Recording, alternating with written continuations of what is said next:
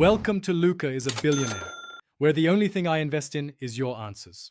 In this video, I will explain how to fix a broken snowboard edge.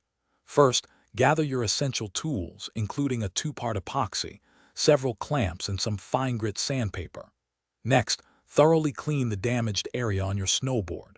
Use a degreaser or rubbing alcohol to remove any dirt, wax, or debris. This step is crucial for ensuring the epoxy adheres properly. Finally, carefully remove any loose or bent metal from the broken edge using pliers or a file. Now, let's apply the epoxy.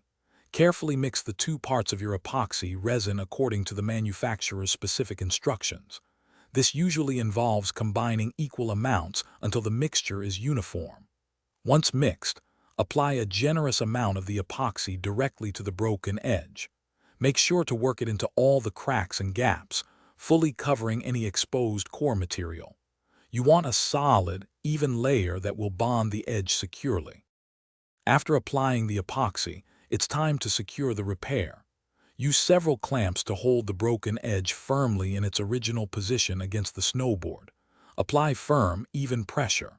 While the epoxy is still wet, carefully wipe away any excess that is squeezed out with a clean cloth or paper towel.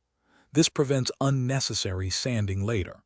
Finally, allow the epoxy to cure completely, which typically takes at least 24 hours, or as recommended by the product instructions. Once the epoxy is fully cured, you're ready for the finishing touches. Use fine grit sandpaper to carefully sand down the repaired area until it is smooth and flush with the rest of your snowboard's base and edge. Then, sharpen the repaired edge to match the existing edge angle, ensuring optimal performance on the snow. This easy method can extend the life of your board. For more great deals and to check out the Shark AI Ultra Robot Vacuum, be sure to look at the links in the description below. Thanks for watching and please subscribe. It's the best investment you'll ever make.